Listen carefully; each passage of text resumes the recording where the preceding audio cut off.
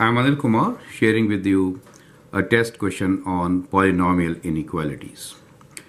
The question is to solve minus 13x to the power of 4 minus 45x cubed plus 6x squared minus 5x is less than minus 3x to the power of 4 minus 4x cubed plus 7x squared minus 17x. This is one of the most difficult polynomial inequality you will come across, and I'll show you techniques which will help you efficiently solve such a polynomial inequality in this particular video. Okay, so whenever you have an inequality like this, bring all the terms to one side. We will prefer to keep leading coefficient always positive. Since we have minus 13 here and minus 3, it's good to take it on the right side. So the first step is take all these terms to the right side. So we're left with 0 here. So we say 0 is less than. So let me copy this as such, which is minus 3x to the power of 4 minus 4x cubed plus 7x squared minus 17x. And now writing these terms with opposite signs, plus 13 x to the power of 4 plus 45 x cubed minus 6x squared plus 5x. Now we have to combine the like terms. So we have minus 3 plus 13, that leaves 10x to the power of 4. X cubed terms. 45 we have to take away 4, so plus 41 x cubed. X squared terms, minus and plus, so it is 7 plus minus 6 gives us x squared. The constants, 17x terms, and this is minus 12x, correct? So we get a quadratic polynomial here, quadratic degree 4. As you can see, x can be factored out. So let's factor out x. We are left with 10x cubed plus 41x squared plus x minus 12. So now we have a cubic function to work with. So whenever you have a cubic polynomial, you have to look for possible factors. So possible factors are what?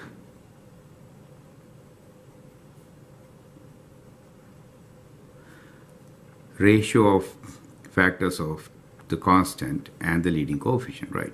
So there are many, as you can see here. So starting with like plus minus 1, and then plus minus all factors of 12, for example, correct? So the list is like huge, and then plus minus factors of 12 divided by factors of 10, which is like plus minus 1 by 2, and then plus minus 1 by 5, and so on. So the list is huge. Now the idea is how to really get to the first factor. That's critical. Once you get that, then you are in a position to get a quadratic equation and solve. So what we do here in such cases is, so let me do some work here. We just find the value of the polynomial. We just try them, so there's no other way.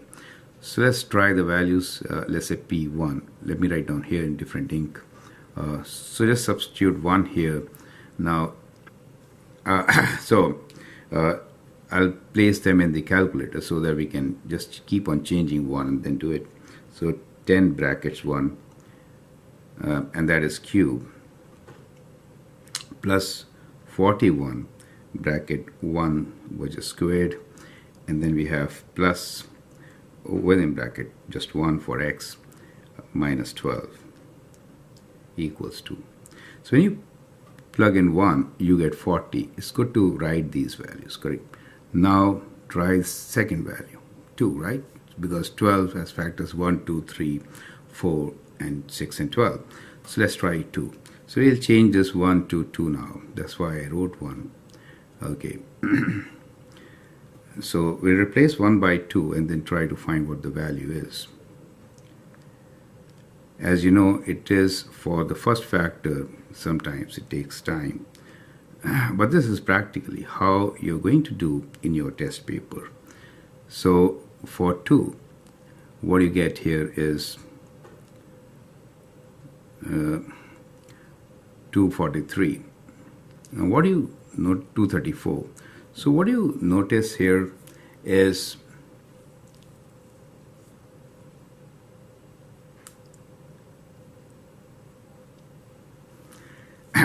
what you also notice here is that as we go above, the values are increasing, right? If you really see the question here, what is the value when the polynomial is 0? When you substitute 0, you actually get minus 12. Do you see that? Now, that gives you a hint. For 0, the value of the polynomial is negative, and for 1, it is positive. And as we go up, it is increasing. So best way to start with is first check the value at 0 itself. And then when you try 1, you know there is a change in sign, correct? So the hint here is change in sign. That means that the graph of the polynomial has crossed the axis. It will cross only at the x-intercept, right? So it's a good idea to try the value half, right? That is what I wanted to tell you. So if you continue in this process by increasing values, you may not get to the right answer fast. See, it is rapidly increasing. But if you would have checked this, that at 0 we have a negative value, and at 1 we have a positive value, and this change of sign should have indicated half as a possibility. So we will again go back and change 2 to half now and check the value. Is that the right way? So half is 0.5. So instead of writing fractions for half, I'm writing 0.5. Okay, I could have written half also, no problems. That's an advantage with the calculator. So we'll just do 0.5 and then equal to.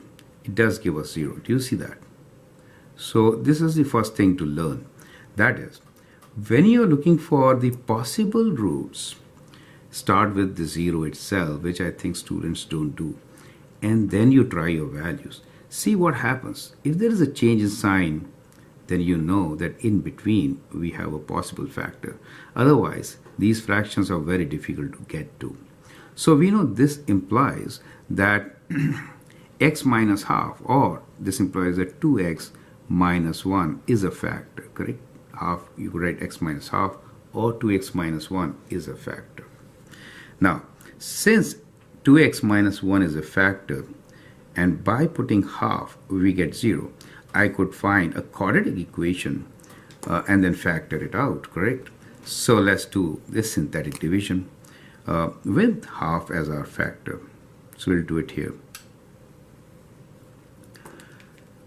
Now the coefficients are 10, 41, 1, and minus 12. We'll divide by half.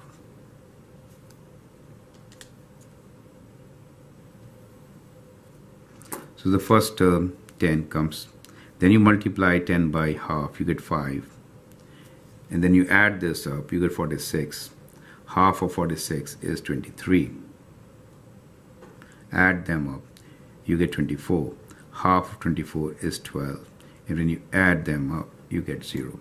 So that is what was expected. Remainder of 0. So the other factors could have come from here. Now remember this. We are taking 2x minus 1 as a factor. So it really means when you factor out 2, you get x minus half. Now this division, you have taken care of half, right? So you divided by half to get this. You have not yet divided by 2, correct? So you have to divide by 2 to get to your, so you have to divide this expression by 2 to get to the real coefficients, because you have to take care of this too. Now this is also a very critical step what many times students miss, and that's the idea. I've taken this beautiful example. So when you divide by 2, you get here 5, 23, 12. So these are the coefficients of your quadratic function, correct? So that gives you the quadratic function as 5x squared plus 23x plus 12, correct? So that gives you 5x squared plus 23x plus 12. Now these are very big numbers to work with. So what kind of strategy can I adopt to find product and sum and factor this out? So my strategy here is, we are looking for a product of 5 and 12, correct? So just find factors of these, 5 and 12. So 5 times 12 is actually 60, right? So what you can do is 12 is 2 times 6. Just find possible factors. Now, we know whenever we multiply all this, we should get what is required, which is 60, right? Which is 60 for us. Okay. Now, what combination will give you 23 as the sum? That is what we want, correct? 23 we want as a sum. So, we could write 6 as 2 times 3. Is that okay? So you can see from here that 5 times 4 is 20 and then plus 3. So that gives you an idea that we could split 23 into 20 and 3. So we could write this as 5x squared plus 20x plus 3x plus 12, correct? Now we could factor 5x out, and what are we going to get? We'll get x plus 4, and here we could factor 3, getting x plus 4. So the factorization for this quadratic will be x plus 4 times 5x plus 3. Is that correct? So now we have all the factors for the given question. So we could rewrite, go back to our polynomial. So all this work takes time, as you can see.